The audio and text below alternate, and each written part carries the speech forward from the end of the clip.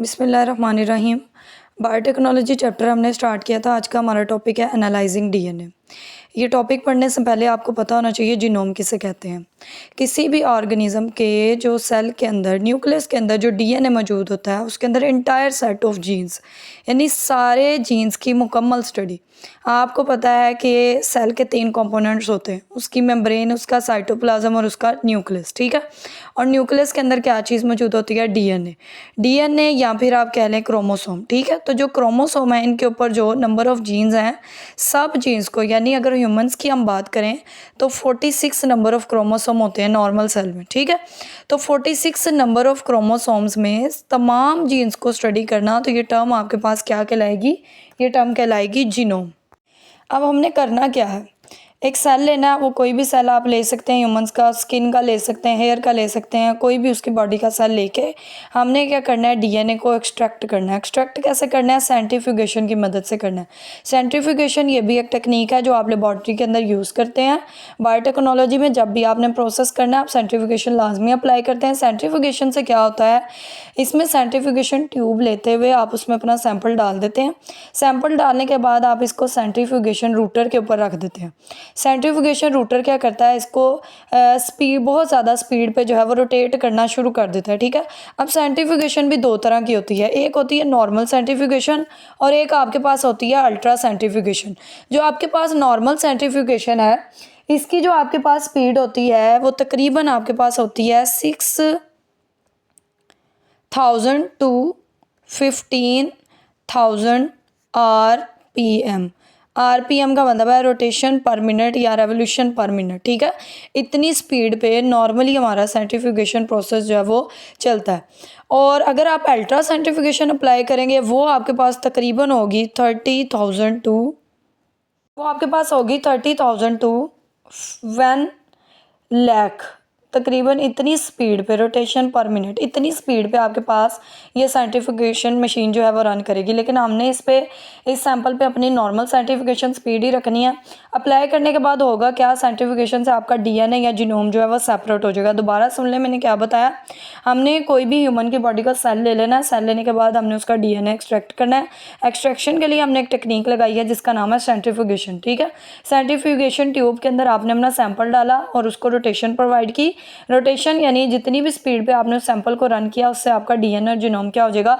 Separate हो जाएगा। Separate करने के बाद अब आपने क्या करना है? इसको एक ट्यूब में ले लेना है। यानी आपके पास 46 नंबर ऑफ क्रोमोसोम होते हैं ना एक नॉर्मल सेल में, आपने इसको यहाँ पे एक ट्यूब में ले लिया और इसमें क्या ऐड कर दिया? फिर वही रिस्ट्रिक्शन एंडोन्यूक्लियस। रिस्ट्रिक्शन एंडोन्यूक्लियस क्या करेंगे? इन क्रोमोसोम को कट कर देंगे स्मॉल पीसेज में विद डिफरेंट लेंथ, ठीक है। यहाँ पे आपने एक और टेक्निक पढ़नी है, that is the restriction fragment length polymorphism. यानी आपके पास रिस्ट्रिक्शन एंजाइम डालने की वजह से मुख्तलिफ लेंथ के मुख्तलिफ टुकड़ों के, छोटे बड़े, यानी बहुत छोटे बड़े, मुख्तलिफ लेंथ के आपके पास डीएनए के या क्रोमोसोम के जो टुकड़े हैं वो सेपरेट होकर क्या हो जाएंगे? आ जाएंगे। इन टुकड़ों को आपने उठाना है, सारे टुकड़ों को या अपने सैंपल को उठाना है और आपने किधर ले जाना है? इस मशीन के ऊपर। ये मशीन आपके पास कहलाएगी जेल इलेक्ट्रोफोरेसिस, ठीक है। इस मशीन के ऊपर आपने अपने सैंपल को क्या कर देना? पोर कर देना। लेकिन ऐसे ही नहीं करना। सबसे पहले आपको ये मशीन नज़र आ रही है, ये 2 प्लेट्स पे कंसिस्ट कर रही है, आउटर प्लेट और ये इनर प्लेट। इस प्लेट और इस प्लेट के दरमियान ये जो जगह, यहाँ पे आपने एगारोस जेल डाल देनी है। एगारोस जेल क्या करेगी? आपके सोल्यूशन को, या जो डीएनए आपने इस पे डाला है, डीएनए को स्टेबिलिटी प्रोवाइड करेगी ताकि ये अपनी जगह से मूव ना कर सके। बेसिकली हमने ये टेक्निक इसलिए लगानी है ताकि हम शॉर्टर और लोअर लेंथ वाले जो डीएनए के फ्रेगमेंट है, यानी छोटी बड़ी लेंथ वाले जो डीएनए के फ्रेगमेंट है, उनको सेपरेट कर सकें, ठीक है। अब आपने क्या करना है? इस प्लेट के अंदर एक कोम्ब की मदद से, जैसे घर में कंघी होती है ना, कोम्ब की मदद से आपने उसके अंदर सुराख कर लेने हैं, वेल्स बना लेने हैं, सुराख कर लेने हैं, ठीक है। और सारा सैंपल आपने ये वाला उठाना है जो डिफरेंट आपके पास लेंथ के डीएनए के पीसेस कट होके आ गया। आपने सिंपल उसको इन वेल्स के अंदर आपने क्या कर देना? पोर कर देना, डाल देना। अब ये ABCD, ये मैंने क्या लिखा है ये भी सुन लें। सपोज हमारे पास 4 पर्सनस का सैंपल है, ठीक है, या हम ये कह सकते हैं कि एक जगह पे कोई क्राइम केस हुआ है और हमें पता नहीं चल रहा कि ये किसने अटेम्प्ट किया ये क्राइम। हमें 4 बंदों पे डाउट है, हमने चारों का अलग अलग क्या करना है, सैंपल ले लेना। चारों का अलग अलग सैंपल लेके इसी तरह से उनका जीनोम सेपरेट करके ये पर्सन ए है, ठीक है, तो ये ए का मैंने सैंपल जो है वो इसके अंदर डाल दिया, पर्सन बी है ये उसका डाल दिया, पर्सन सी है ये उसका डाल दिया और पर्सन डी ये उसका डाल दिया, ठीक है। चारों बंदों पे मुझे डाउट था, चारों का सैंपल लेके मैंने इन वेल्स के अंदर उस सैंपल को क्या कर दिया, पोर कर दिया। सैंपल पोर करने के बाद आपने इसको यहाँ बैटरी से अटैच कर देना, ठीक है। ये पॉजिटिव और नेगेटिव टर्मिनल आपको नज़र आ रहे होंगे। बैटरी ऑन करने से पहले मैं आपको बता दूं कि डीएनए के पास नेगेटिव चार्ज होता है ड्यू टू फास्फेट, ठीक है। फास्फेट पे आपको पता है नेगेटिव चार्ज होता है, दैट्स वाई डीएनए भी क्या है, नेगेटिव चार्ज होता है। तो जब डीएनए के ऊपर नेगेटिव चार्ज है, आपने डीएनए का सैंपल ही डाला है ना, तो ये क्या करेगा, नेगेटिव नेगेटिव को रिपेल करेगा और जितने छोटे लेंथ वाले फ्रेगमेंट होंगे वो किधर चल जाएंगे, उससे सैंपल से दूर चल जाएंगे। ये देखिए ये दूर है, छोटी लेंथ वाले जो डीएनए के आपके पास फ्रेगमेंट्स हैं वो सैंपल से दूर चल जाएंगे। और जैसे जैसे ये देखिए ये सैंपल के करीब आते जा रहे हैं, फ्रेगमेंट्स मोटे होते जा रहे हैं और बड़े होते जा रहे हैं, ठीक है। तो जो सैंपल के करीब आपको नज़र आएंगे फ्रेगमेंट्स वो क्या हैं, लार्जर हैं, क्योंकि वो सैंपल के करीब हैं और नेगेटिव नेगेटिव को रिपेल करके दूर भेजेगा। यहाँ ये समझ लें कि पॉजिटिव अपनी तरफ इनको अट्रैक्ट करेगा शॉर्टर लेंथ वालों को, और ये आपके पास जो है वो सैंपल से दूर जो होंगे वो शॉर्टर है और जो करीब होंगे वो। इसी तरह आपने दूसरे बंदे का ये सैंपल पोर किया और उसके ये फ्रेगमेंट्स आपके पास बन गए, तीसरे का किया उसके ये बन गए, चौथे का किया उसके ये बन गए। ये आपके पास मुख्तलिफ छोटी बड़ी लेंथ के जो आपके पास यहाँ पे सैंपल में डीएनए के फ्रेगमेंट्स कट के करके आए थे, आपने उसको इस मशीन पे इसलिए डाला है ताकि वो छोटे और बड़े लेंथ के जो टुकड़े थे वो सेपरेट हो जाएं, ठीक है। अब इसके बाद आपने क्या करना, इसके बाद आपने अलग से इस तरह से एक सैंपल उस बंदे का जिसके फिंगरप्रिंट्स आपको उस क्राइम जगह से मिले हैं या जहाँ पे क्राइम हुआ है वहाँ से आपको उसके फिंगरप्रिंट्स मिले हैं या कुछ भी वहाँ से आपको मिला, उसके स्किन के सेल्स मिले, whatever you find there, आपने उसका भी अलग से इस तरह से सैंपल बना लेना। सैंपल बनाने के बाद आपने उसको भी इसी तरह इलेक्ट्रोफ्रेसिस में जेल के ऊपर डालना है। जेल के ऊपर डालने के बाद उसके इस तरह से आपके पास जो है वो छोटे बड़े फ्रेगमेंट्स जो है वो बन के आ जाएंगे। बन के आने के बाद आपने क्या करना है, इसको उस पूरे सैंपल को उठाना है और ये एक मेम्ब्रेन है जो नाइट्रोसेलुलोज की बनी होती है। नाइट्रोसेलुलोज की बनी हुई ये मेम्ब्रेन है, इसके ऊपर आपने सारे सैंपल को एज इट इज़ जैसे यहाँ पे था ना, सेम जैसे यहाँ पे था वैसे ही आपने उठाना है।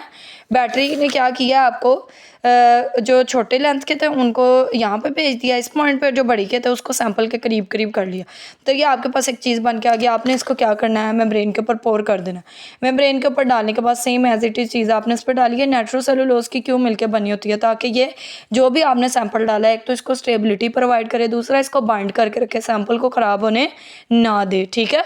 जब आपने ये सारा सैंपल इस पर डालना है तो आपके पास ऑलरेडी जिस बंदे का आपको उस क्राइम जहाँ पे क्राइम हुआ है वहाँ से आपको जिसके उसके फिंगरप्रिंट्स या कोई भी सैंपल मिला उसका अलग से आपने इस तरह से बनाया हुआ है सैंपल, ठीक है। आपने उसको इसके साथ मैच कर लेना। यहाँ पे जिस तरह से आप देखेंगे, अब मैच किस तरह करेंगे, मैच करने के लिए आपको प्रोब चाहिए होगा, ठीक है। प्रोब कल भी मैंने आपको बताया था शॉर्ट न्यूक्लियोटाइड फ्रेगमेंट है जो यहाँ तो रेडियो एक्टिवली लेबल्ड होता है, यहाँ पर फ्लोरेसेंट डाई से मिलकर बना होता है। जैसे ही ये प्रोब जो है वो इसके साथ आप अटैच करेंगे। अच्छा, अब जो प्रोब आपने इसके साथ अटैच करना है ना, वो प्रोब आपने जो आपको सैंपल मिला था इसके कॉम्प्लीमेंट्री तैयार किया हुआ, समझ आई बात की, जो आपको सैंपल मिला था इसके कॉम्प्लीमेंट्री आपने प्रोब तैयार किया हुआ है। प्रोब तैयार किया है आपने उस सैंपल के और उसको आपने इस प्रोब को यहाँ पे इसके ऊपर डाल देना। जैसे ही प्रोब इसके ऊपर जाके डलेगा, ये जो बी पर्सन है ना हमारे पास, यहाँ से आपके पास जो है वो रेडियो एक्टिव जो है वो रेडिएशंस जो है वो खारिज होना शुरू हो जाएंगी। यहाँ से रेडियो एक्टिव रेडिएशंस खारिज होंगी तो हमें पता चल जाएगा कि सक्सेप्टेबल पर्सन या जिसने ये काम किया था या जिसके ऊपर हमें डाउट था किसने ये काम किया, वो हमें पता चल जाएगा वो पर्सन कौन सा था। आपके पास पर्सन बी था क्योंकि उसका सैंपल किसके साथ मैच कर गया, इसके साथ जिसके कॉम्प्लीमेंट्री हमने प्रोब तैयार किया था, ठीक है। तो प्रोब हमने यूज़ किया आइडेंटिफिकेशन के लिए।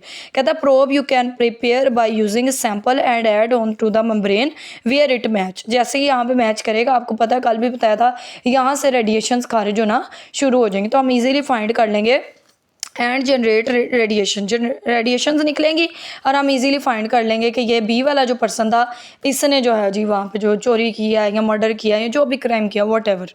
ये नीचे ये जो आपने सारी टेक्निक पढ़ी है इसके यूजेस हैं कि आप कोई वायरल डिसीज़ हो गई, कैंसरियस सेल्स हो गए बॉडी में, उनको डायग्नोस करने के लिए भी ये सब यूज़ कर सकते हैं। या फोरेंसिक लेबॉरेटरी में क्राइम केस के आइडेंटिफिकेशन के लिए आप कोई क्राइम हुआ, जैसे अभी ये सारा हमने पढ़ा है, क्राइम केस की एग्जाम्पल हमने पढ़ी है, ठीक है। तो उसको आइडेंटिफाई करने के लिए फोरेंसिक लैब में DNA के सैंपल्स आते हैं, फिर बताया जाता है कि ये हमें उस क्राइम जगह से ये सेल्स मिले थे। आपको पता है स्किन सेल्स है, उसकी भी प्लफरिंग होती रहती है, कहीं से अगर उसका बाजू टकराया है या खराश लगी है वहाँ से स्किन सेल्स आपको मिल जाएंगे। नहीं तो किसी का बाल या कोई भी, आपने CID तो सब बच्चों ने देखी होगी, वो बालों के उनको सैंपल मिलते थे या ब्लड के, तो वो उसको ही ले जाते थे और उससे फिर इजीली आइडेंटिफाई करवा लेते थे लैब में जाके कि हमें इस पर्सन पे डाउट है। 4-5 बंदे वो पकड़ लेते थे और फिर उसके अंदर से जो डाउटेड पर्सन था या जो भी उसमें से क्राइम पॉइंट से जहाँ से उसको वो सैंपल मिलता था उसके साथ जब वो DNA मैच कर जाता था तो वो पता लगा लेते थे कि जी ये काम इसने किया। इसके अलावा पैटर्निटी केसेस, लोग कहते हैं कि हमारा बच्चा नहीं है या डाउटेड होते हैं केसेस के ये बेबी हमारा नहीं है या मे बी किसी और का है, या अगर बच्चे तब्दील कर दिए जाएँ। नर्सरी में ऐसा होता है, बच्चे एक जैसे होते हैं ना, पता नहीं चलता, तो फिर वो ब्लड वगैरह लेके उससे जो है वो आप इजीली आइडेंटिफाई कर सकते हैं DNA के सैंपल से कि बच्चा किसका, ठीक है।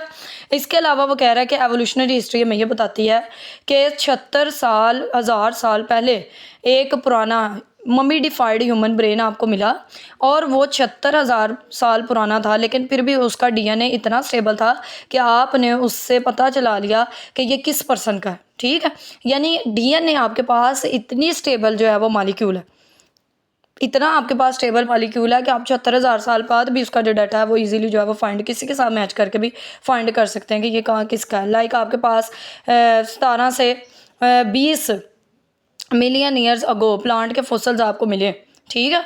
और आज वाली स्पीशीज़ के साथ आपने उनको देखना है कि ये इनके साथ तो नहीं मैच कर रही, इनकी सिमिलरिटीज़ क्लासीफाई करना ना, हमने उनकी करैक्टरिस्टिक्स की बेस पे उनको क्लासीफाई करना, हम इसके साथ रख सकते हैं या इधर इनको किसी और ग्रुप में या किसी और रैंक में किसी और क्लास के साथ रखने की नीड है। तो हमने 17 से 20 मिलियन ईयर्स को पहले हमें जो प्लांट के फॉसिल्स मिले थे, हमने उनकी भी उनके ऊपर भी वर्किंग की, रिसर्च की। किस तरह की? क्योंकि वहाँ से हमें उनका DNA, उन सेल्स के अंदर से हमने उनका DNA निकाला या DNA की वजह से हमें पता चल सका कि किस तरह से हम इसको आगे करैक्टराइज कर सकते हैं, किस क्लास के साथ जो है वो रख सकते हैं। DNA इतना स्टेबल मॉलिक्यूल है, इतने साल पहले भी आपको जो स्पीशीज़ मिली है उनका DNA बिल्कुल सही सलामत था। 76,000 साल पहले वो कहता है मॉमिडिफाइड ब्रेन आपको ह्यूमंस का मिला, स्टिल उसको आपने जो है वो किस तरह से आपने फाइंड किया ह्यूमंस का ब्रेन था, आपको उनका DNA जो था वो मिला, ठीक है। DNA की मदद से आपने, यानी DNA डिस्ट्रक्ट नहीं हुआ, ख़राब नहीं हुआ, ने उसकी मदद से अंदाज़ा लगा लिया कि ये चीज़ ये जो आपको फाइंड आउट हुई है ये किस ऑर्गेनिज्म से बिलोंग करती है। इसके बाद वो कह रहा है after 1000 of years still we can use the DNA for whole detail of an organism. किसी भी ऑर्गेनिज्म की पूरी डिटेल के लिए आपको पता है, आप उसके जीनोम या उसके DNA के अंदर इंटायर जो जीन्स है उसका जीनोम है ना, तो आप उसकी स्टडी कर सकते हैं ईजिली। लास्ट पे एक बात है कि ह्यूमन जीनोम जो है वो 99.9% सेम होता है सबका। ह्यूमंस में जो उनका जीनोम है वो 99.9% सेम होता है, सिर्फ 0.1% जो है वो आपस में हमारा डिफ़र कर रहा होता है, जिसकी वजह से हम एक दूसरे से जो है वो मुख्तलिफ हैं या मुख्तलिफ रिएक्ट कर रहे होते हैं। बाकी हमारा 99.9% जीनोम हमारा क्या है, सेम है।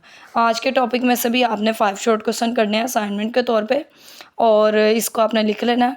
और सर साइम को या सर अबू बकर को जब आप आएंगे अपने असाइनमेंट डे वाले दिन तो आपने वो सबमिट करवा देना, ओके। किसी चीज़ की समझ ना लगे तो कमेंट्स में लाजमी पूछा करें, कोई पॉइंट मिस हो जाए उसका भी पूछा करें। बुक से लाजमी देखा करें कि हमने कितना पढ़ा। आज हमने ये देखें, आज हमने ये एनालाइजिंग DNA से लेके यहाँ तक पढ़ लिया, ठीक है।